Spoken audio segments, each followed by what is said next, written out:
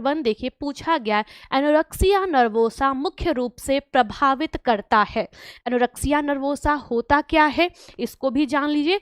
और आपके पास ऑप्शन है किशोर, युवा महिला, युवा पुरुष, बच्चे और वृद्ध। एनोरेक्सिया नर्वोसा ये एक ईटिंग डिसऑर्डर है। ईटिंग मतलब खाने संबंधी विकार है और ये फिजिकल नहीं है, ये एक मनोवैज्ञानिक विकार है। ठीक है, ये कैसा है, एक मनोवैज्ञानिक विकार है। और अगर हम भोजन से संबंधित मनोवैज्ञानिक विकार की बात करें तो यह कितने होते हैं, 3 विकार हैं जो कि फीडिंग को लेकर के हैं। एक तो आपके पास एनोरेक्सिया नर्वोसा है, दूसरा आपके पास है एक बुलीमिया। और आपको बुलीमिया याद होगा, आपसे बीपीएससी 3.0 में क्वेश्चन पूछा गया था ना बुलीमिया को से लेकर के। और एक होता है आपके पास बिंज डाइट। ठीक है, तो 3 आपके पास हैं जो कि ईटिंग डिसऑर्डर के अंतर्गत आते हैं। एनोरेक्सिया नर्वोसा हो, बुलीमिया नर्वोसा हो या बिंज हो, ये तीनों ही साइकोलॉजिकल डिसऑर्डर है, मनोवैज्ञानिक विकार हैं और किससे संबंधित है, खाने से संबंधित है। इन तीनों की अलग अलग क्वालिटीज हैं, इन तीनों की अलग अलग विशेषता है। ये जो बुलीमिया नर्वोसा होता है इसमें खा करके क्या किया जाता है, वॉमिट किया जाता है। ठीक है, मतलब लड़कियों में होता है, किशोरावस्था में लड़कियों में ये बीमारी ज्यादा होती है। ठीक है, तो लड़कियां क्या करती हैं, खा लेती हैं और खाने के बाद वॉमिट कर देती हैं। ठीक है, इसको बुलीमिया नर्वोसा कहते हैं। जबकि एनोरेक्सिया नर्वोसा में क्या होता है, खाती ही नहीं है, फास्टिंग मतलब उपवास, एक तरीके का व्रत रहना समझ लीजिए। ठीक है, तो इसमें खा करके तो वॉमिट कर देती है ना, उसमें खाती ही नहीं है, मतलब पूरी तरीके से उपवास रखती हैं। इसको क्या कहा जाता है, एनोरेक्सिया नर्वोसा कहा जाता है। जबकि बिंज ईटिंग डिसऑर्डर क्या है, तो बिंज ईटिंग डिसऑर्डर ये एक ऐसा खाने संबंधी विकार है जिसमें एक्सेस खा लिया जाता है, अधिक खा लिया जाता है। जैसे मूवी देखते देखते पूरा का पूरा बड़ा बड़ा पैक का पॉपकॉर्न खा लिए, बर्गर ऑर्डर कर लिए, पिज्जा खा लिए, है ना, तो वो जो बार बार खाते जा रहे हैं, ऐसा जो खाने की आदत है उसको क्या कहा जाता है, बिंज ईटिंग डिसऑर्डर कहा जाता है। और ये तीनों ही डिसऑर्डर आपके मनोवैज्ञानिक विकार के अंतर्गत आते हैं। ठीक है, अब पूछा गया कौन सा वर्ग इससे सबसे अधिक प्रभावित होगा। मैंने किशोरावस्था का नाम तो ले लिया, यानी सबसे अधिक प्रभावित किशोरावस्था वाली जो बालिकाएं होती हैं या किशोरियां होती हैं वो प्रभावित होती हैं। लेकिन उनके साथ साथ अगर ऐसा ऑप्शन रहे तब क्या आंसर जाएगा, किशोर, युवा महिलाएं, युवा पुरुष, बच्चे और वृद्ध। आप तुरंत आंसर करेंगे वृद्धावस्था में ये नहीं होता है।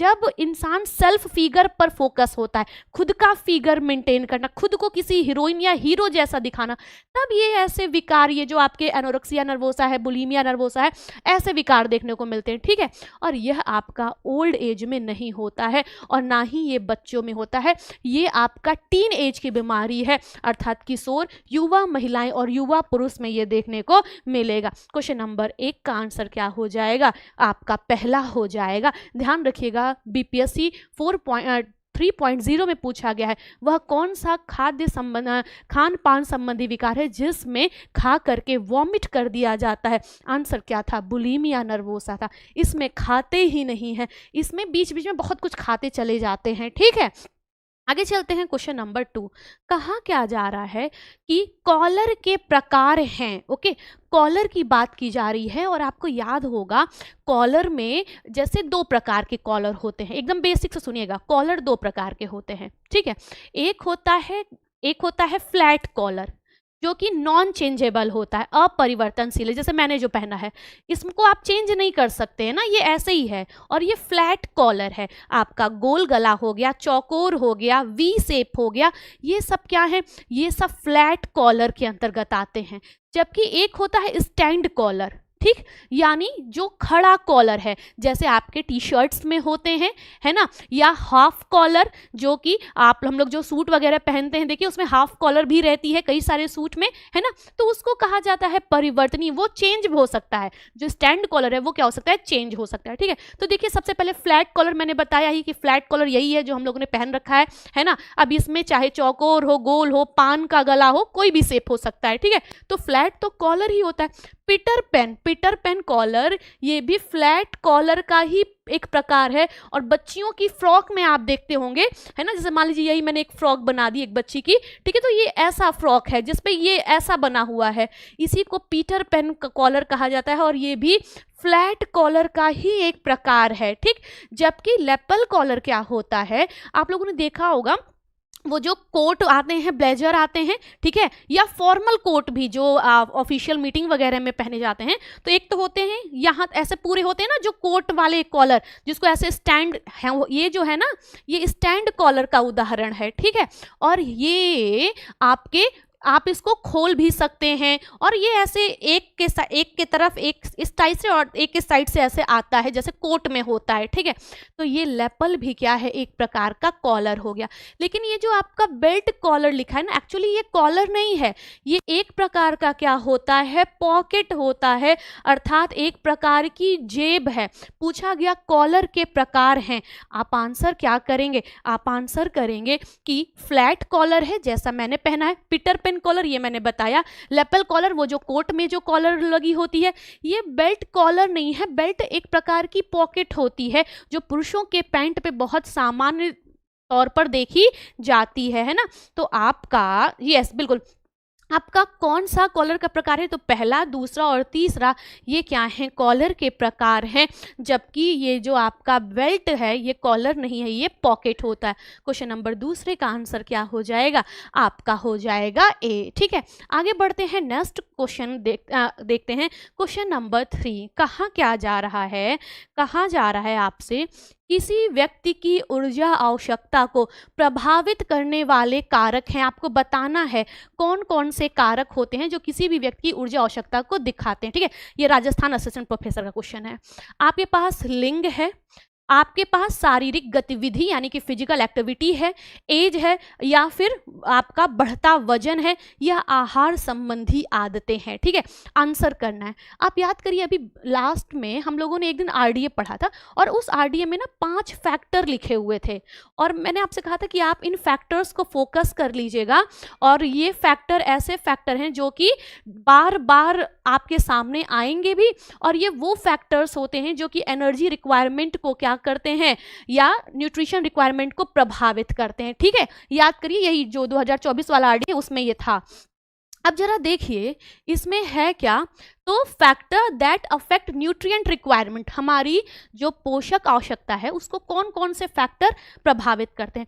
3 तो एकदम प्रमुख हैं। पहला एज, मतलब व्यक्ति की आयु क्या है, दूसरा उसका जेंडर यानी कि लिंग, और तीसरा है फिजिकल एक्टिविटी। फिजिकल एक्टिविटी मतलब उसका कार्य है ना, वो मध्यम क्रियाशील है, उच्च क्रियाशील है या निम्न क्रियाशील है, ओके।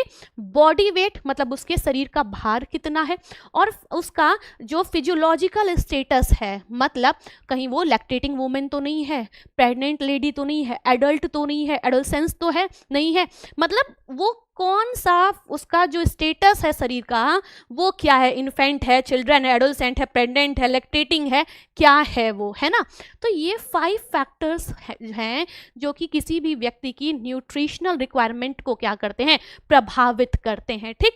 अब जरा देखिए क्वेश्चन में क्या कहा गया किसी व्यक्ति की ऊर्जा आवश्यकता को प्रभावित करने वाले कारक हैं, ओके क्लियर। अच्छा अब यहाँ पर देखिए आपके पास लिंग है, दूसरा है शारीरिक गतिविधि, तीसरा है आयु, चौथा है बढ़ता वजन और आहार संबंधी आदतें। आप आंसर क्या करेंगे, सबसे प्रमुख तो 3 है क्या, एक आपका सेक्स यानी कि जेंडर, आपको सेक्स और जेंडर के बीच का अंतर पता ही होगा, DSSB 2022 में क्वेश्चन पूछा गया था ना 16 जुलाई वाले में, क्या सॉरी 2022 में 2023 में, है ना, क्या क्वेश्चन पूछा गया था, क्वेश्चन आपसे पूछा गया था कि जो सेक्स है वो कैसा टर्म है और जो जेंडर है वो कैसा टर्म है ना। और ऑप्शन में लिखा हुआ था सेक्स जो है वो बायोलॉजिकल है, जैविक शब्द है, जबकि जेंडर क्या है, सोशल टर्म है, सामाजिक टर्म है, याद होगा।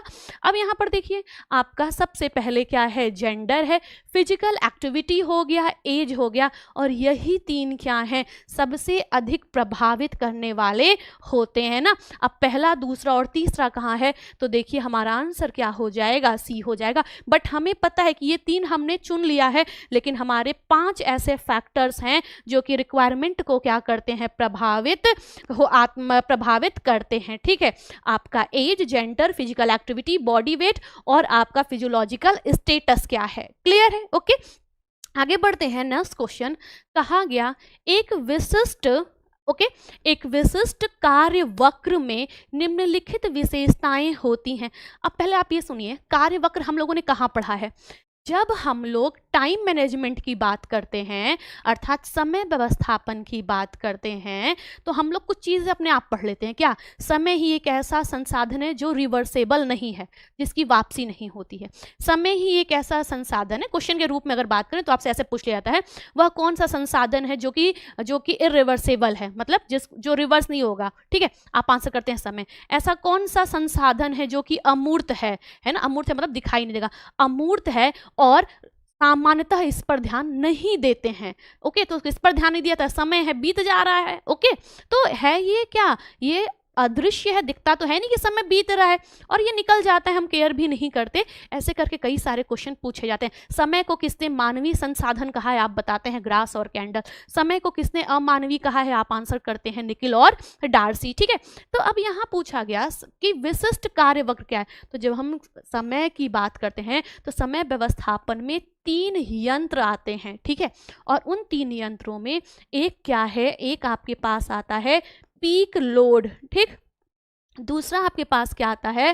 कार्य वक्र, जिसको वर्क कर्व के नाम से क्या किया जाता है? जिसको वर्क कर्व, CUR, ठीक है, ओके, वर्क कर्व कहा जाता है। और तीसरा आपके पास क्या होता है? रेस्ट पीरियड, यानी कि आराम का समय। यही 3 तो होते हैं ना, यही 3 होते हैं। तो पीक लोड, कार्य वक्र और रेस्ट। अब पूछा जा रहा है कि ये जो वर्ग कर्व है उसमें विशिष्ट वर्ग कर्व की क्या विशेषता है, और नेट में ही आपसे ये वर्ग कर्व का स्टेप अरेंज करने के लिए भी पूछा गया है 2024 में। ओके, कि ये जो आपका वर्ग कर्व है इसको बनाने का सीक्वेंस अरेंज करिए, आपको याद होगा।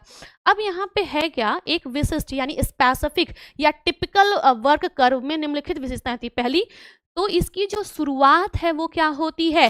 धीमे होती है। अच्छा, हमें इतना पता है कि वर्ग कर्व क्या है? किसी भी व्यक्ति के कार्य में आए हुए उतार चढ़ाव का ग्राफिकल रिप्रेजेंटेशन है। ठीक है, क्या है? ग्राफिकल रिप्रेजेंटेशन है। ठीक वैसे ही जैसे याद करिए हम लोगों ने संतुलन तालिका पढ़ा था, 2021 में क्वेश्चन भी पूछा गया था टीजीटी में कि संतुलन तालिका क्या है, बैलेंस शीट क्या है। तो हम लोगों ने देखा था किसी भी कंपनी का फाइनेंशियल क्या है? स्नैपचैट है। मतलब सरसरी निगाह में आप क्या करें? जान जाएंगे किसी भी कंपनी की फाइनेंशियल स्टेटस क्या है, जो कि सेशन के एंड में बनती है, साल के अंत में बनती है ना। तो वैसे ये जो आपका वर्क कर्व है ये भी ग्राफिकल रिप्रेजेंटेशन होता है। किसका? किसी भी व्यक्ति के कार्य में आए हुए उतार और चढ़ाव को रिप्रेजेंट करना। और एक टिपिकल वर्क कर्व कैसा होता है? तो उसकी शुरुआत धीमी होती है। ऐसा नहीं कि एकदम तुरंत एकदम पीक पे पहुंच जाता, नहीं। शुरुआत कैसी होती है? धीमी होती है। जैसे जैसे कार्यकर्ता आगे बढ़ता जाता है वृद्धि भी क्या होती है? तेज होती जाती है। और फिर जैसे जैसे भाई एक समय के बाद फटीग भी तो आएगा, थकान भी तो होगी, तो फिर एक समय के बाद फिर क्या होने लगता है? धीरे धीरे गिरावट आने लगती है। तभी तो ये इस तरीके का कर्व बनता चला जाता है। आप आंसर क्या करेंगे? डी करेंगे, अर्थात ये सभी ऑप्शंस क्या हैं? सही हैं। और आपका जो क्वेश्चन नंबर 4 है इसका आंसर क्या हो जाएगा? आपका डी हो जाएगा। एक टिपिकल वर्क कर्व में की विशेषता क्या है? स्टार्टिंग इसकी धीरे होगी, जैसे जैसे काम करने वाला व्यक्ति है कार्यकर्ता है। और कार्यकर्ता की बात क्यों हो रही है? क्योंकि हमें पता है ना कार्य सरलीकरण में कितने तत्व हैं। तो कार्य सरलीकरण के 3 तत्व ही तो हैं, कार्य, कार्यकर्ता और कार्यक्षेत्र।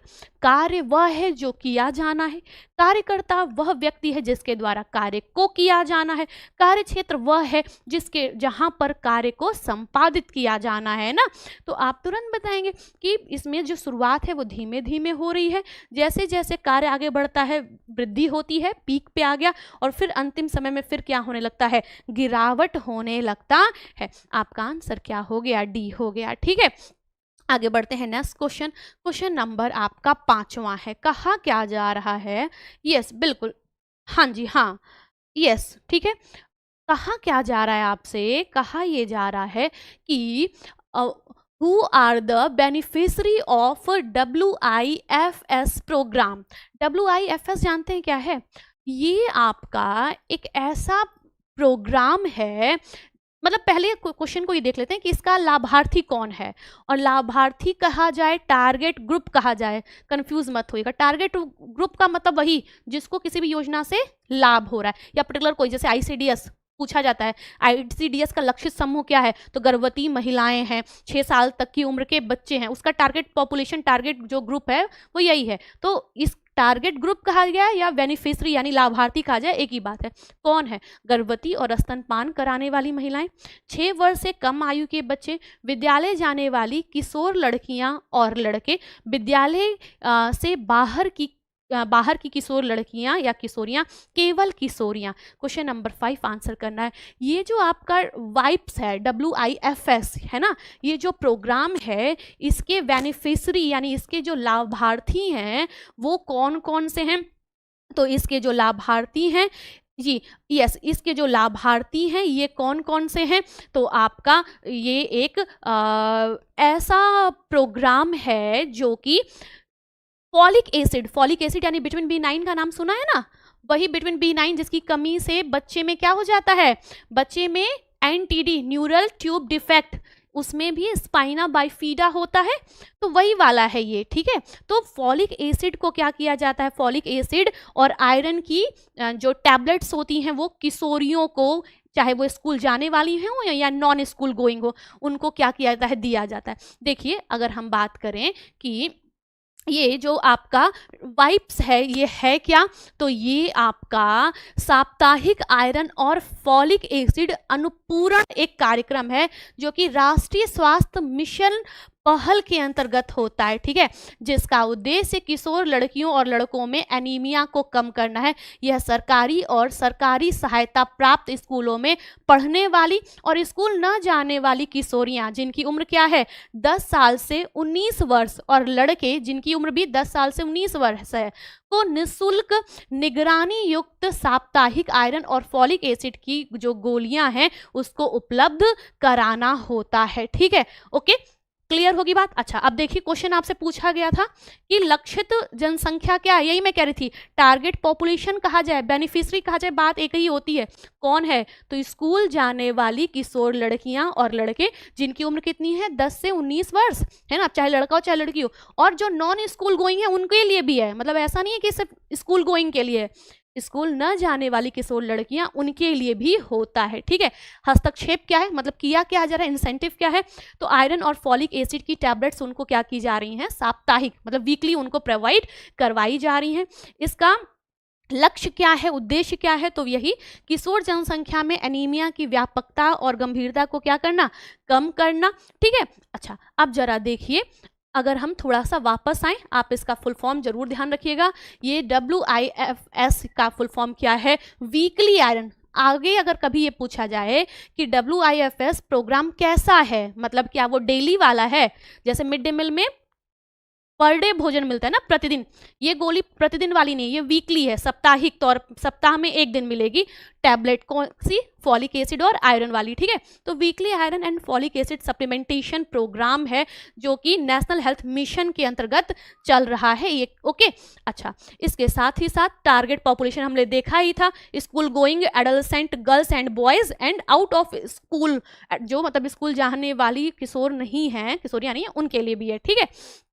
अब देखिए आते हैं क्वेश्चन पे, कहा गया WIFS कार्यक्रम के लाभार्थी कौन है, आंसर क्या हो जाएगा, विद्यालय जाने वाले किशोर लड़कियां व लड़के और विद्यालय के बाहर की किशोर लड़कियां या किशोरियां, है ना, आंसर क्या हो जाएगा, बी हो जाएगा। और अगर एज पूछा जाए तो 10 से 19, प्रोग्राम कब कैसा है, तो साप्ताहिक है, ओके ओके, वीकली चलने वाला होता है। क्या मेरी बात क्लियर है? ठीक, चलिए, तो क्वेश्चन नंबर आपका 5 आंसर क्या हो गया, सी हो गया। आगे बढ़ते हैं नेक्स्ट क्वेश्चन, क्वेश्चन नंबर 6। अब इस क्वेश्चन की तो बात हम लोग कई बार कर चुके हैं और आपको ये भी पता है कि जब भी इस क्वेश्चन की बात होती है हम लोग एक चीज जरूर पढ़ते हैं, क्वेश्चन फैशन में है। क्या है आपका, जैकार्ड करघा किसके लिए उपयुक्त होता है, हल्के वजन का कपड़ा बनाने के लिए, सादी बुनाई के लिए, या फिर जटिल पैटर्न युक्त बुनाई के लिए, या ट्विल बुनाई के लिए। तो जैकार्ड लूम की जैसे ही बात होती है, जैकार्ड लूम जटिल बुनाई के लिए जाना जाता है, या जटिल डिजाइन युक्त बुनाई के लिए जाना जाता है।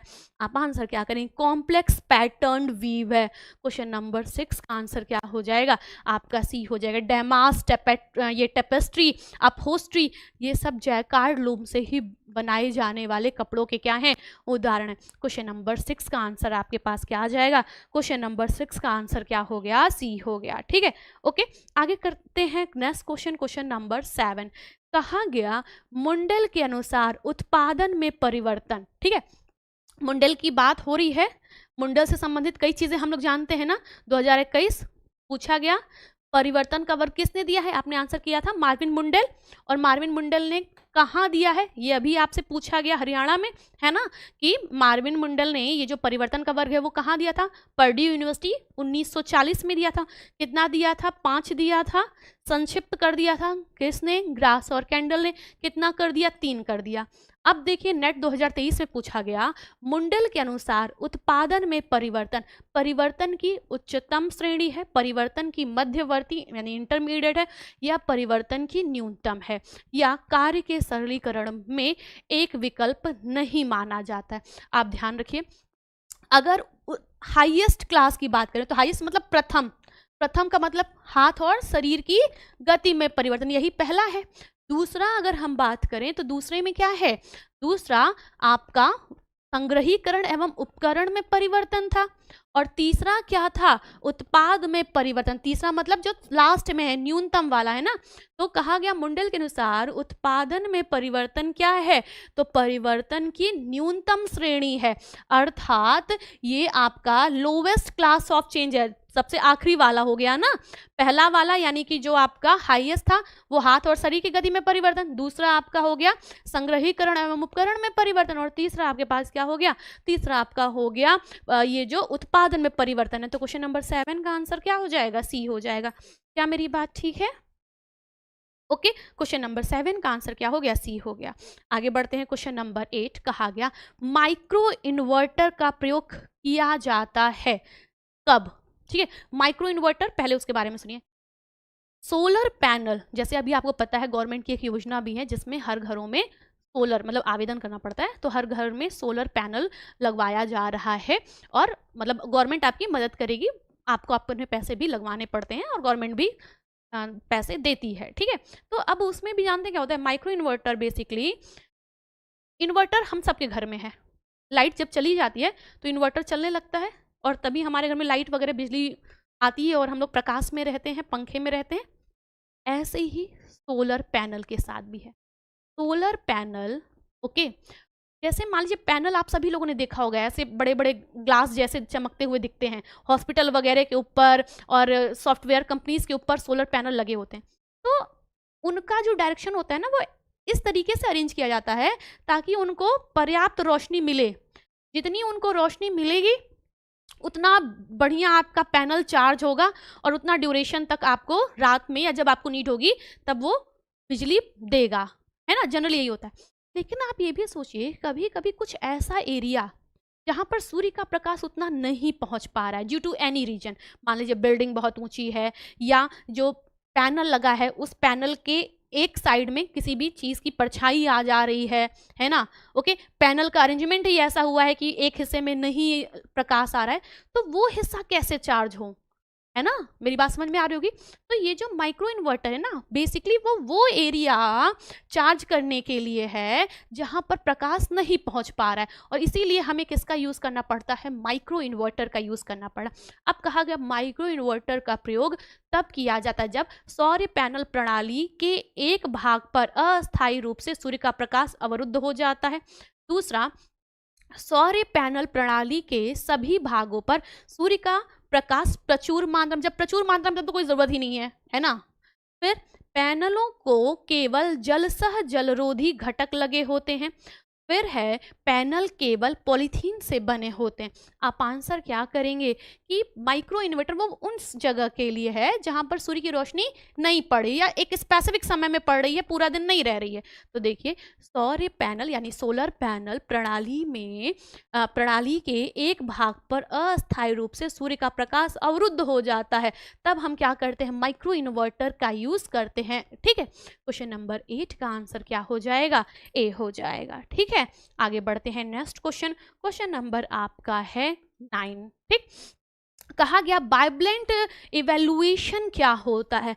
द्विसंयोजक मूल्यांकन परक प्रक्रिया है, संतोषजनक और नियंत्रित प्रक्रिया है, या असंतोषजनक और नियंत्रण प्रतिक्रिया है, संतोषजनक और असंतोषजनक प्रतिक्रियाओं का मिश्रण है, या नियंत्रण प्रतिक्रिया है? देखिए द्वि, जहां पर भी द्वि आया है, या बाई, जैसे बाइलिंगुअल, बाइलिंगुअल मतलब दो लैंग्वेज यूज किए जा रहे हैं। ठीक है, हम कहते हैं ना अरे ये तो बाइलिंगुअल हैं, इनको दो भाषाएं आती हैं, इनको हिंदी इंग्लिश दोनों आता है ना। ओके, या बाइनरी 0 और 1। ओके, याद करिए हम लोग बाइनरी कलर की भी बात करते हैं, जो सेकेंडरी कलर होते हैं। जरा बताइए तो सेकेंडरी कलर कौन कौन से होते हैं? होते हैं ना, जब दो प्राथमिक रंगों को मिलाते हैं तो सेकेंडरी कलर बनते हैं, और उसी सेकेंडरी कलर को बाइनरी कलर भी कह दिया जाता है, द्वितीयक रंग भी कह दिया जाता है ना। जल्दी से बताइए वो द्वितीयक रंग कौन कौन से होते हैं?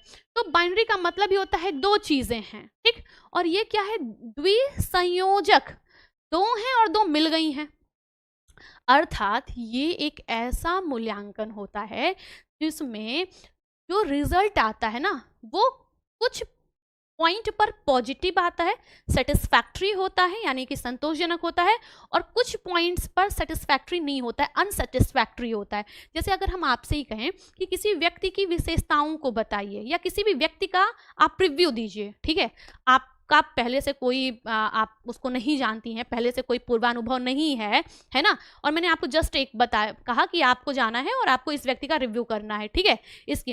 अब आपने रिव्यू किया, आपको उस व्यक्ति की कुछ आदतें बहुत अच्छी लगी तो आप सेटिस्फाई हुई, लेकिन कुछ आदतें उसकी अच्छी नहीं लगी तो आप अनसेटिस्फाई हुई। और जब मूल्यांकन सिर्फ पॉजिटिव सिर्फ निगेटिव ना करके मिक्स आए तो ऐसे को क्या कहा जाता है? द्विसंयोजक मूल्यांकन कहा जाता है, अर्थात यह संतोषजनक और असंतोषजनक प्रतिक्रियाओं का क्या होगा? मिश्रण होगा, अर्थात mixture of satisfactory and unsatisfactory reactions. ठीक है, ओके।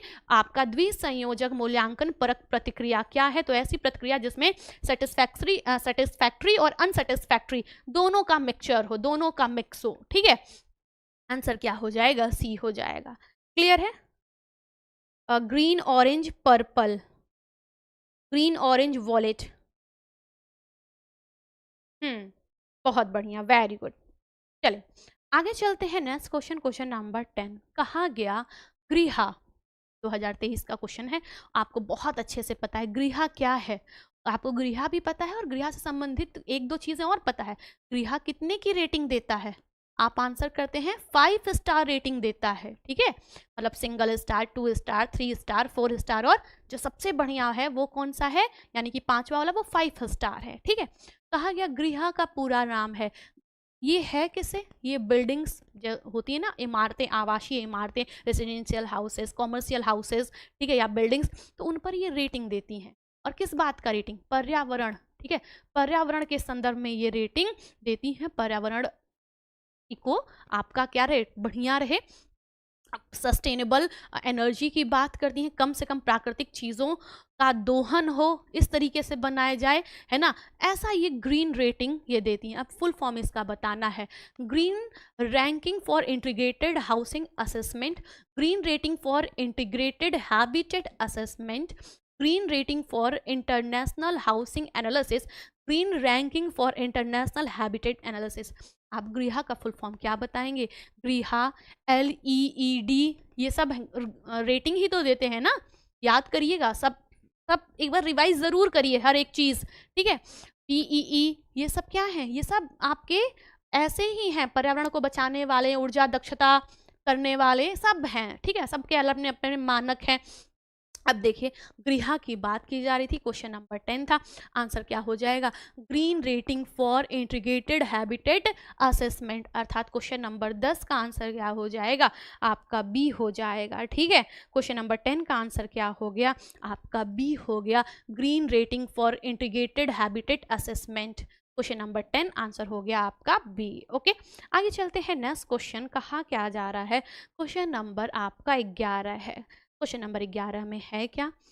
एक बालक कमीज, कमीज मतलब शर्ट, ठीक है, एक बालक कमीज के बटन बंद करने से पूर्व पानी का ग्लास पकड़ कर रख सकता है, यह उदाहरण विकास के किस सिद्धांत के बारे में सही है?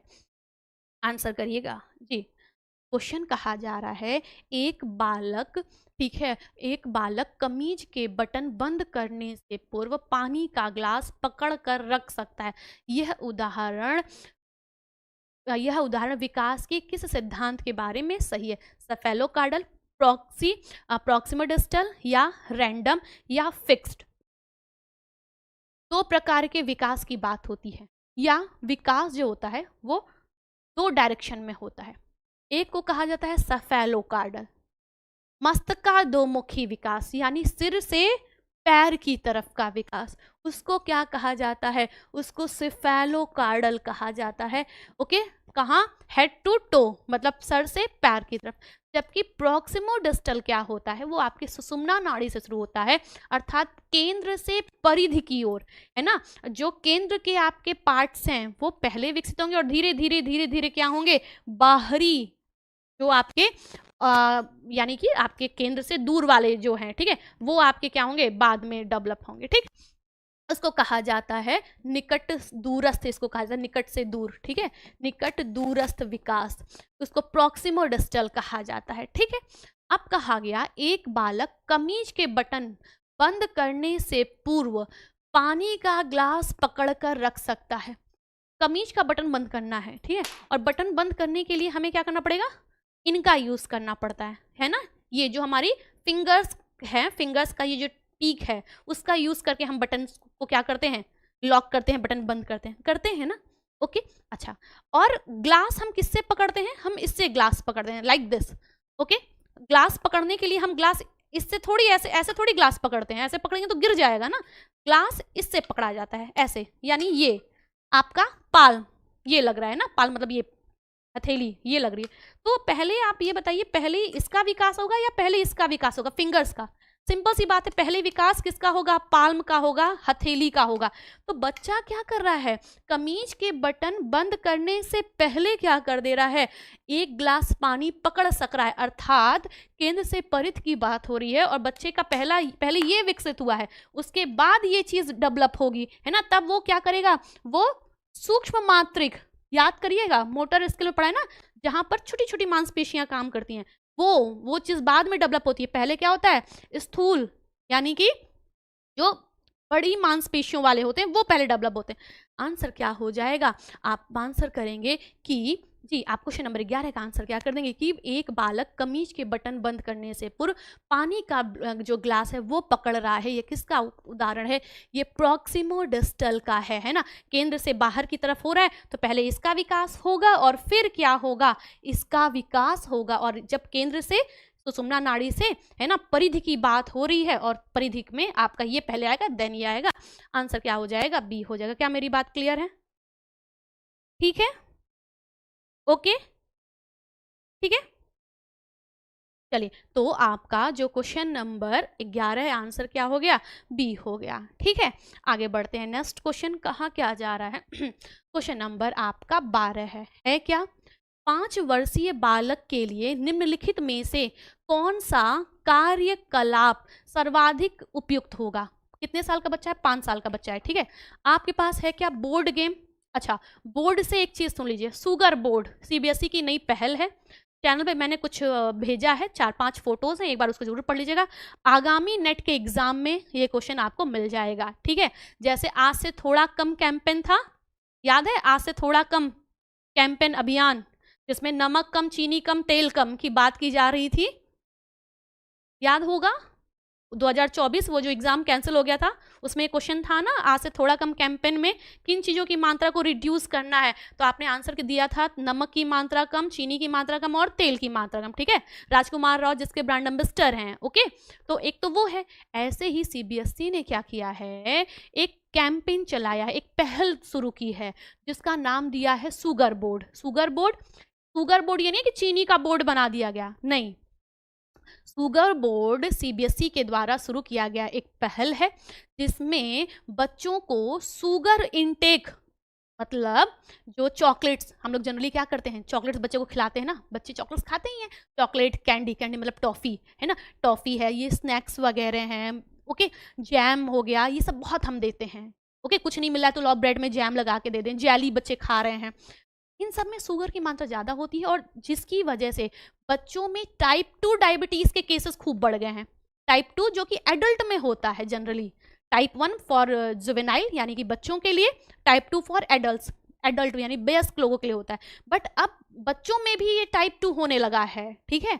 और इसी चीज़ को ध्यान में रखते हुए सीबीएसई ने क्या किया है, शुगर बोर्ड लॉन्च किया है। शुगर बोर्ड में बच्चों की मॉनिटरिंग की जाएगी, किस बात की, कि वो एक दिन में कितना शुगर कंज्यूम करें, कितना शुगर खा रहे हैं, बच्चों को जागरूक करना है कि नहीं आपको इतना नहीं शुगर खाना है, ये स्नैक्स वगैरह अवॉइड करना है, जो टिफ़िन में लंच में जो जैम वगैरह के कॉन्सेप्ट हैं उसको हटाना है, ठीक है। यही आपका शुगर बोर्ड है। जैसे आज से थोड़ा कम कैंपेन था वैसे ही शुगर बोर्ड भी है, ठीक है। अब हालांकि अभी मैं आपको दिखाऊंगी, आप जाके एक बार पढ़ लेना वहां पे, ठीक है, चैनल पे कल पढ़ा हुआ था, आप एक बार उसको अच्छे से पढ़िएगा, काम आएगा आपके। कहा गया 5 वर्षीय बालक के निम्नलिखित में से कौन सा कार्यकलाप सर्वाधिक उपयुक्त है। आपका है स्क्विज, स्क्विज मतलब होता है वो दबा करके, जैसे हम लोग का सॉस होता है चाउमीन वगैरह वाला जिसमें हम लोग सॉस रखते हैं, उसको पेस्ट आखिर में कैसे दबाते हैं, स्क्विज करके, तो एक तो वो वाला हो गया, ठीक है। दूसरा है बोर्ड गेम, जैसे कैरम बोर्ड हो गया, है ना, ऐसे बोर्ड वाले गेम, टेनिस हो गया। एक है आपका प्ले डो प्ले और एक है कंप्यूटर गेम। कंप्यूटर गेम किसी भी स्थिति में 5 साल के बच्चे के लिए उपयुक्त नहीं होता है, ठीक है। ये तो फिर भी है, मसल्स आपकी स्ट्रांग होंगी 5 साल के बच्चे की, ठीक है। लेकिन पूछा गया सर्वाधिक उपयुक्त क्या है, तो प्ले डो प्ले है, ठीक है। प्ले डो प्ले क्या होता है, आपको याद होगा इसमें क्ले का बड़ा कॉन्सेप्ट आ गया है। क्ले वो जो मिट्टी होती है जिससे बच्चे क्रिएटिव चीजें बनाते हैं, याद है ना, मिट्टी मिट्टी सा होता है, या रबड़ वाला भी आता है, बहुत फूल वूल बच्चे बनाते हैं, ये क्ले वाला, या ये सब देख रहे होंगे, ये मिट्टी से ये सब चीज़ें बच्चे बना दे रहे हैं। प्ले डो एप्पल बन गया है, ठीक है, ये इस तरीके से बच्चा मैश करके देखिए वो बनाता है, विभिन्न विभिन्न प्रकार के आते हैं, देख पा रहे होंगे, ये ऐसा वाला है ना, विभिन्न विभिन्न प्रकार के शेप साइज सब बच्चे बना देते हैं, है ना। इन्हीं को क्या कहा जाता है, यही प्ले डो प्ले गेम कहलाते हैं, ठीक है।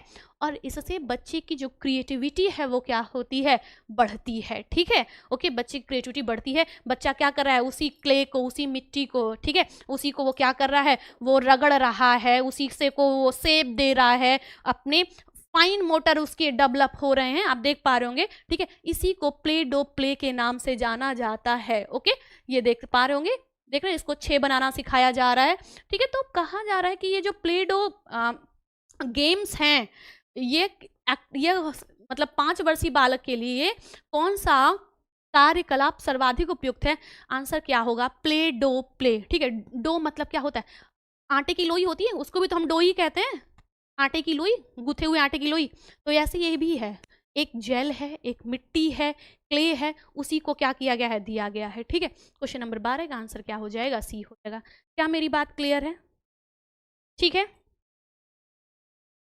ओके ओके, चलिए, हाँ हाँ यस, हम बड़े भी बनाते हैं, हाँ तो कोई भी बना सकता है ऐसा जरूरी नहीं है कि इट्स फॉर ओनली ओनली, चलिए, यस, क्वेश्चन नंबर 15 का क्वेश्चन नंबर 12 का आंसर क्या हो गया, यस, आंसर आपका हो गया सी। आगे चलते हैं, नेक्स्ट कहा जा रहा है किशोर वय में लगभग 5-7 सदस्यों के लघु समूहों का निर्माण करना, जो या तो घनिष्ठ या फिर अच्छे मित्र हैं, को कहा जाता है, बताइए, जल्दी से आंसर करिए। ओके, कहा गया कि during adolescence the formation of small group with adult 5 to 7 members who are either close or good friends are called, उसे क्या कहा जाएगा, क्या उसे क्राउड कहा जाएगा, लाइजर कहा जाएगा, या गुट कहा जाता है, या फिर उसे आइसोलेट कहा जाता है। आइसोलेट का मतलब तो अलगाव होता है ना, ओके, आइसोलेट का मतलब तो क्या होता है, अलगाव होता है, वो तो आएगा नहीं। उसको क्या कहा जाता है? उसको कहा जाता है क्या? गुट कहा जाता है, क्लिक्स कहा जाता है। ये होता क्या है? जैसे आपने देखा होगा ना, किशोरावस्था में परिवार से बच्चा विमुख होता है। किशोरावस्था में हम लोगों ने पढ़ा है ना, पारिवारिक संबंध होता है, विषमलिंगीय संबंध होता है, बहुत सारे मतलब समस्याएं आती हैं, है ना? तो बच्चा ना एडल्ट का क्या हो जाता है, जैसे हम लोग भी जब एडल्ट थे तो हम लोग का भी 5-6 लड़कियों का एक ग्रुप था, है ना? और हम लोग बहुत अच्छे मित्र थे। तो वो जो, अच्छा ये सिर्फ ये डेवलपमेंटल टास्क है, ये सिर्फ एक या दो नहीं, हर व्यक्ति जो भी उस एज में है, उस एज में वो ये चीज करेगा, वो डेवलपमेंटल टास्क है, ठीक है। अब उसको कहा क्या जाता है? उसको गुट कहा जाता है। क्वेश्चन नंबर 13 का आंसर क्या हो जाएगा? सी हो जाएगा, ठीक है। ओके, आगे चलते हैं। नेक्स्ट क्वेश्चन नंबर 14, कहा गया निम्नलिखित में से कौन सी पहल यानी कि इंटरवेंशन अल्जाइमर बीमारी से पीड़ित एक उत्तेजित वृद्ध व्यक्ति को शांत करेगी? ओके, आपके पास है क्या? उत्तेजित व्यक्ति को समूह कार्यकलाप में शामिल करना। अल्जाइमर क्या है? एक डिसऑर्डर है, एक विकार है, जिसमें जिसमें व्यक्ति बहुत अग्रेसिव हो सकता है, सामाजिक तौर पर उसका लगाव कम होता है, आइसोलेट सेपरेशन प्रवृत्ति इसमें ज़्यादा देखने को मिलती है अल्जाइमर में, ठीक है। ओके, अब कोई व्यक्ति है और वह उत्तेजित है, मतलब मैंने बताया ना, या तो शांत होगा या बहुत अग्रेसिव हो जाएगा, जब उसके मन का नहीं होगा तो अग्रेसिव आएगा, है ना? तो उसको शांत करने के लिए आप क्या करेंगे? उत्तेजित व्यक्ति को समूह कार्यकलापों में शामिल कर दें, उत्तेजित व्यक्ति के हाथ को नरमी से पकड़ना और उसकी कमर को पकड़ना, ठीक है। तीसरा है बत्ती बुझाना और उत्तेजित व्यक्ति को सुलाना, और लास्ट है टीवी का स्विच ऑन करना, उत्तेजित व्यक्ति के लिए रेडियो चलाना। अगर कोई व्यक्ति क्या है, अल्जाइमर नामक बीमारी से ग्रसित है और वो उत्तेजित अवस्था में है ना, तो उसके लिए हमें इन सब में से सबसे बढ़िया उपाय क्या होता है? हमें उस व्यक्ति को शांत करने के लिए हमें उसके हाथों पर, कैसे होता है ना, इमोशनल सपोर्ट, तो उसके हाथों को नरमी से क्या करना है? पकड़ना है। Just cool down, just cool down, it will be set out, just cool down like this. Okay, तो जब हम उसके हाथों को नरमी से पकड़ेंगे, उसकी कमर को नरमी से पकड़ेंगे, तो धीरे धीरे वो व्यक्ति क्या हो जाएगा? स्वतः ही शांत हो जाएगा। तो आपका आंसर क्या हो जाएगा? बी हो जाएगा। उत्तेजित व्यक्ति के हाथों को नरमी से पकड़ना और उसकी कमर को क्या करना? नरमी से पकड़ना, ठीक है। क्वेश्चन नंबर आपका 14 का आंसर क्या हो जाएगा? बी हो जाएगा, ठीक है। ओके, क्लियर होगी बात, ठीक है। आगे चलते हैं। नेक्स्ट क्वेश्चन क्या कहा जा रहा है? क्वेश्चन नंबर 15 है क्या इसमें? यस बिल्कुल, हाँ। अब इसमें कहा क्या जा रहा है? सारा प्रत्येक बार तब क्रोधित होती है, ठीक है। जी जी बिल्कुल, यस, कहा जा रहा है। दुर्गा जी, ये 2023 का ही क्वेश्चन पेपर डिस्कस कर रहे हैं। हम्म चलिए, अब देखिए कहा क्या जा रहा है। कहा ये जा रहा है कि सारा प्रत्येक बार तब क्रोधित होती है जब उसके पिता उसकी माता के प्रति स्नेह दर्शाते हैं, ठीक है। ओके, अच्छा, दूसरा आगे स्टेटमेंट लिखा है, फ्राइड के अनुसार इस व्यवहार को, ठीक है, ओके, जी जी बिल्कुल, यस, इस व्यवहार को किस रूप में संदर्भित किया जाता है? याद करिए, हम लोग जब सिगमंड फ्राइड की बात करते हैं तो सबसे पहले तो दो चीज़ पढ़ते हैं, क्या? फादर ऑफ डे ड्रीमिंग कौन है? तो सिगमंड फ्राइड है। फादर ऑफ साइकोएनालिटिकल थियोरी कौन है? तो आपके सिगमंड फ्राइड है। फादर ऑफ साइकोसेक्सुअल थियोरी कौन है? तो सिगमंड फ्राइड है। कितनी अवस्थाएं दी हैं इन्होंने? इन्होंने 5 अवस्थाएं दी हैं, है ना। ओके, ओरल दिया है, एनल दिया है ना, फैलिक दिया है, और एक चौथी जो है वो अव्यक्तता है, और लास्ट में जो ज्ञानेंद्रिय है, ठीक है, सॉरी जनेंद्रिय है, जेनाइटल स्टेज दिया है ना। 5 अवस्थाएं दी है, अरेंज करने के लिए भी आता है। अब जो तीसरी अवस्था होती है, ठीक है, उसमें क्या देखने को मिलता है? कॉम्प्लेक्स देखने को मिलता है, जिसको एंजाइटी भी कहा जाता है। एंजाइटी मतलब चिंता होता है, ठीक है। और उसमें 3 एंजाइटी का जिक्र होता है। एक होता है क्या? एक होता है ओडिपस, एक होता है इलेक्ट्रा, एक होता है पेनिसिन, ठीक है। ये 3 देखने को मिलते हैं, ठीक।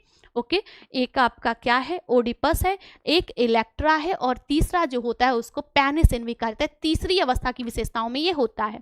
सारा लड़की है, ठीक है, सारा नेम ही लड़की का है तो लड़की है। प्रत्येक बार तब क्रोधित होती है जब उसके पिता माता के प्रति स्नेह दर्शाते हैं।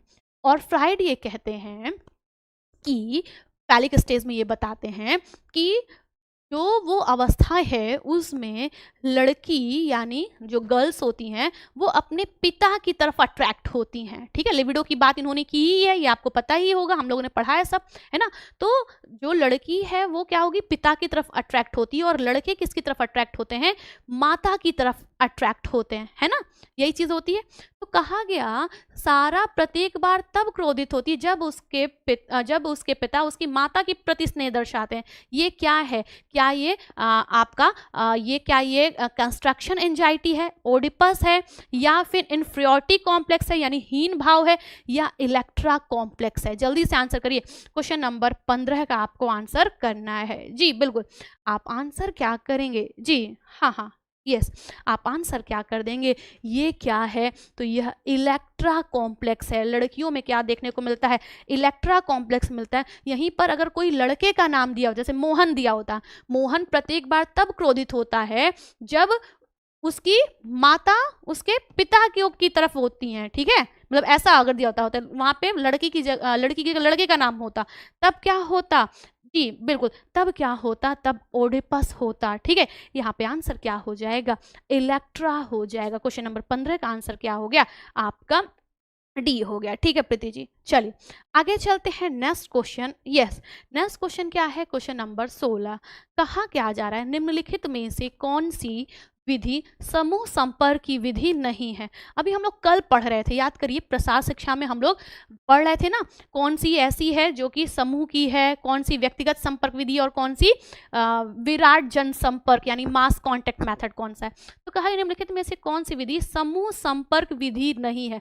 फील्ड ट्रिप है, सम्मेलन है, खेत या घर पर विजिट करना, और प्रदर्शन यानी कि डेमोन्स्ट्रेशन।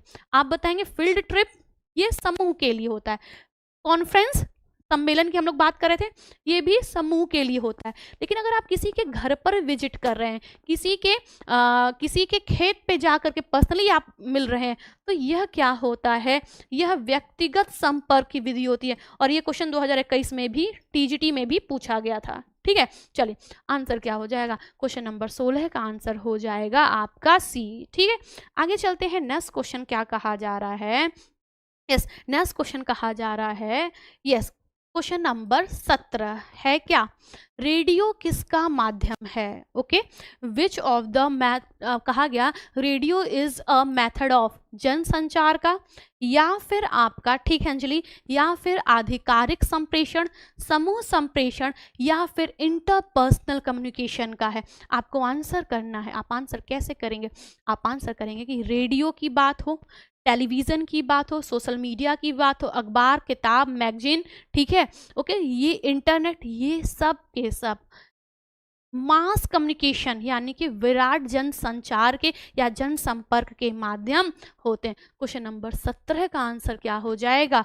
ए हो जाएगा। ठीक है, क्वेश्चन नंबर 17 का आंसर क्या हो गया? ए हो गया। आगे बढ़िए। क्वेश्चन नंबर 18 कहा जा रहा है सर्वोदय योजना को प्रारंभ किसने किया था? ठीक है, आपके पास ऑप्शन में क्या है? आपके पास है RN टैगोर यानी कि रविन्द्रनाथ टैगोर जी। तो रविन्द्रनाथ टैगोर जी की योजना कौन सी है? हम सभी जानते हैं, श्री निकेतन या शांति निकेतन है। ठीक है, महात्मा गांधी हैं, आचार्य विनोबा भावे हैं, और सेवाराम फूले हैं। आप आंसर क्या करेंगे कि ये सर्वोदय योजना जिसमें सबके विकास की बात की गई है, ठीक है, सबका साथ सबके विकास की बात की गई है, तो वह किससे संबंधित है? महात्मा गांधी जी से संबंधित। अर्थात क्वेश्चन नंबर 18 का आंसर क्या हो जाएगा? बी हो जाएगा, और महात्मा गांधी जी।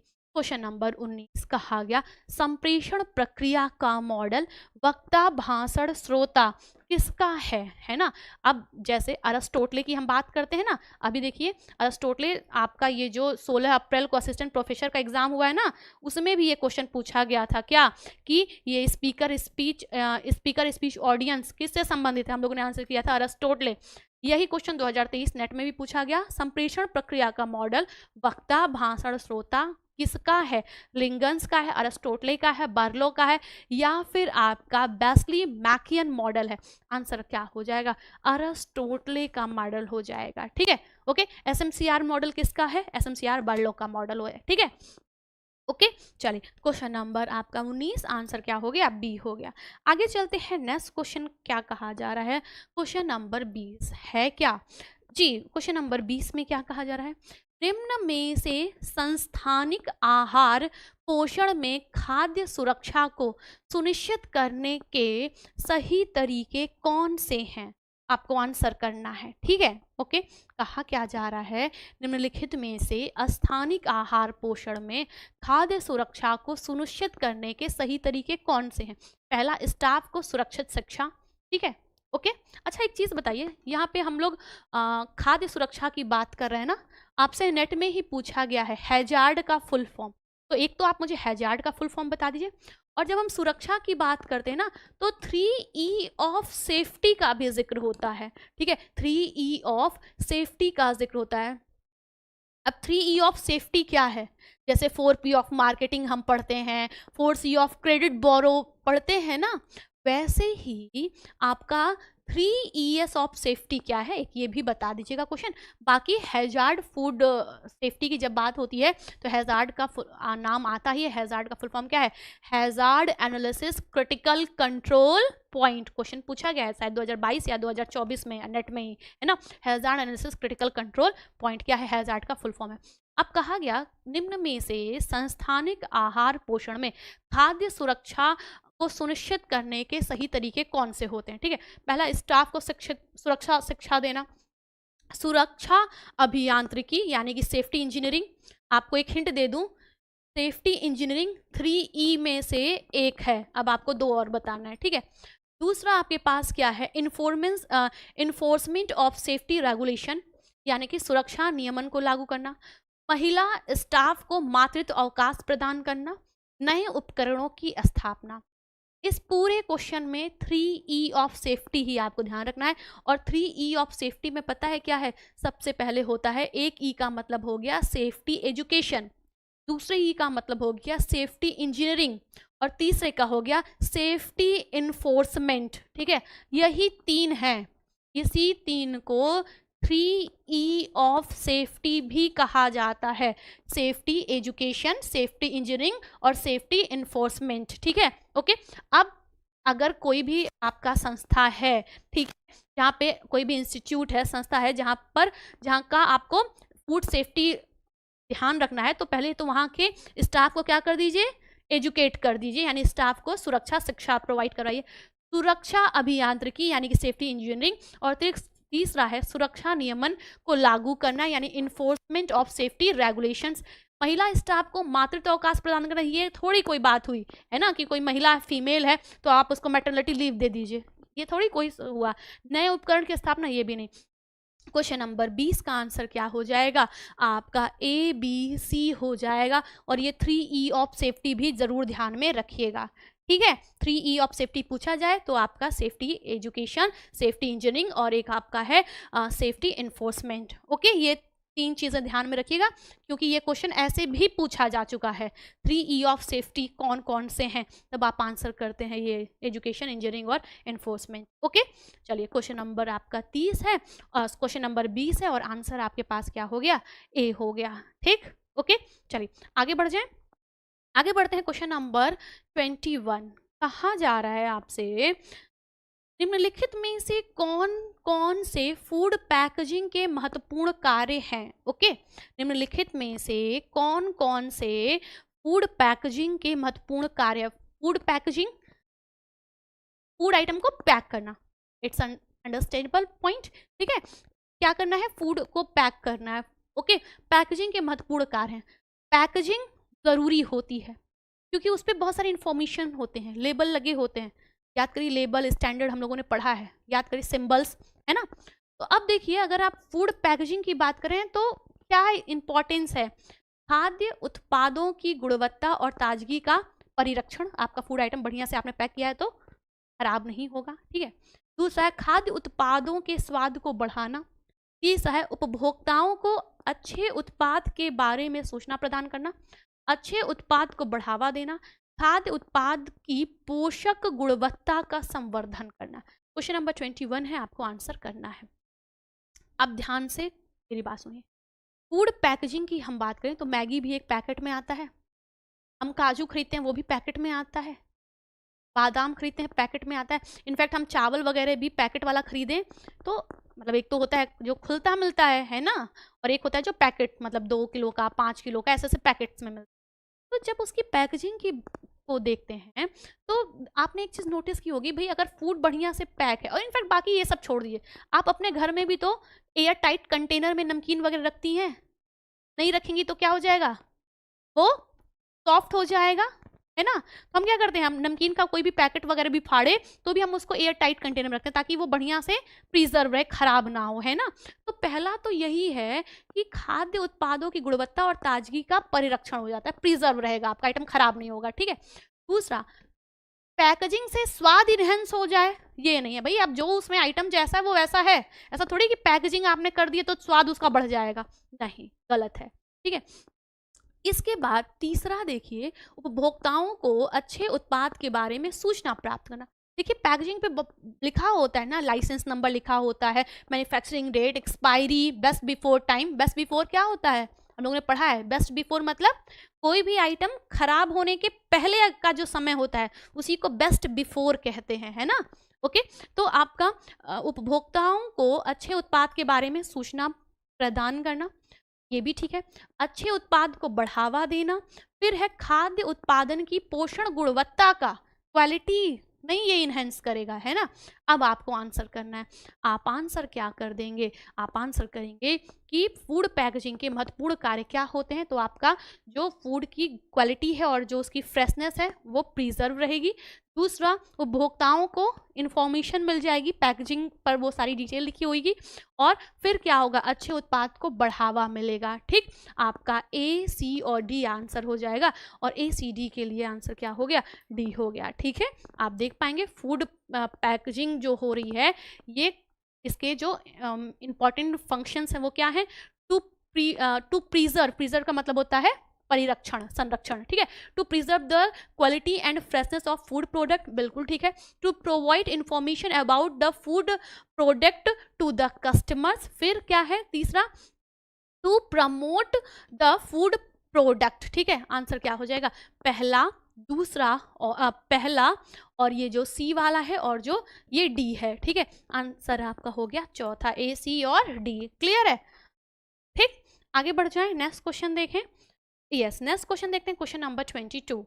कहा क्या जा रहा है, कहा ये जा रहा है कि धुलाई घर, लॉन्ड्री में, ये धुलाई घर यानी कि लॉन्ड्री में धुलाई के बाद चरण कौन से हैं, ओके। धुलाई के बाद के चरण कौन से हैं, ओके, हाँ बताइए, बिल्कुल।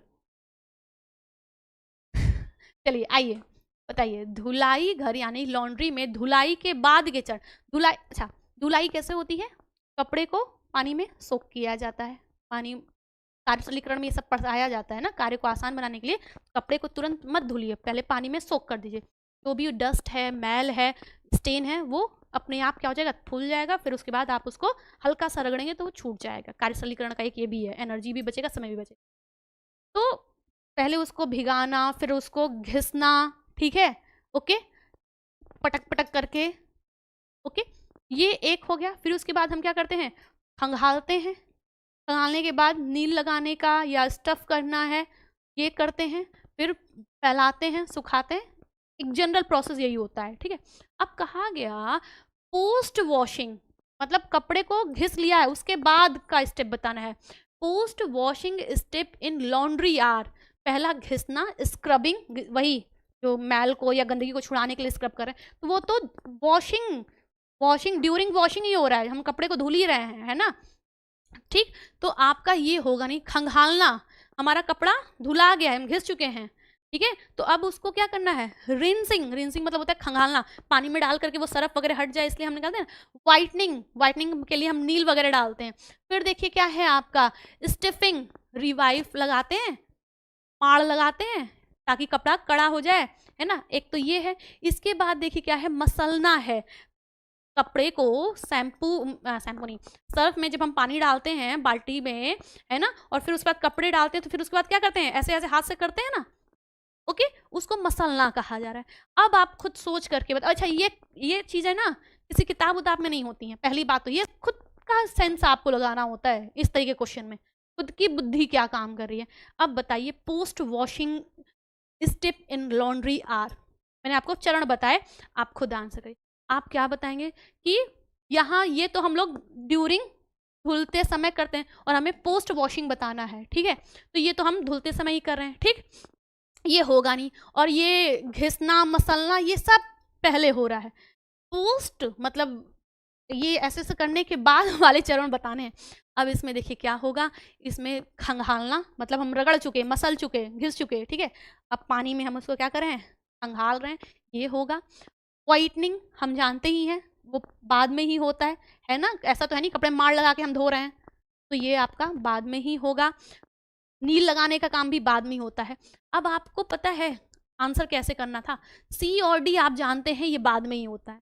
आप सी और डी को ढूंढिए, सी और डी आपको यहाँ यहाँ मिलेगा, ठीक है, और यहाँ पर भी मिल जाएगा। अब मसलना ये नहीं होता, ये आप जान रहे हैं, ये पहले ही होने लगता है, ठीक है। आंसर क्या हो जाएगा आपका, सी और डी, और एक आपका है खंगालना। सिंपल सी बात है, हम सभी जानते हैं ये घिसने और ये मसलने के बाद ही हम खंगालते हैं, ऐसा थोड़ी कि पहले ही खंगाल रहे हैं फिर उसके बाद फिर उसको मसल रहे हैं, नहीं है ना। तो आपका बी सी और डी होगा। अब देखिए बी सी डी कहाँ है, पहले में आंसर आपका हो गया ए, ठीक है, क्लियर, ओके, ठीक, चलिए, हाँ, हम्म, क्लियर, यस, जी, तो आपका, हाँ, आपका क्वेश्चन नंबर 22 का आंसर क्या हो गया, ए हो गया, ठीक है। उम्मीद है आपको मेरी बात समझ में आई होगी। आज हम लोगों ने जो क्वेश्चंस किए हैं वो नेट 2023 के हैं, हम लोग सारे 2023, 24, 25 है ना, 25 में तो एक वही हुआ था जनवरी वाला, ठीक है, उसको वहाँ तक के क्वेश्चंस को हम लोग डिस्कस कर लेंगे, ठीक है, डे बाई डे ऐसे करके। ओके, चलिए, उम्मीद है आपको मेरी बात समझ में आई होगी।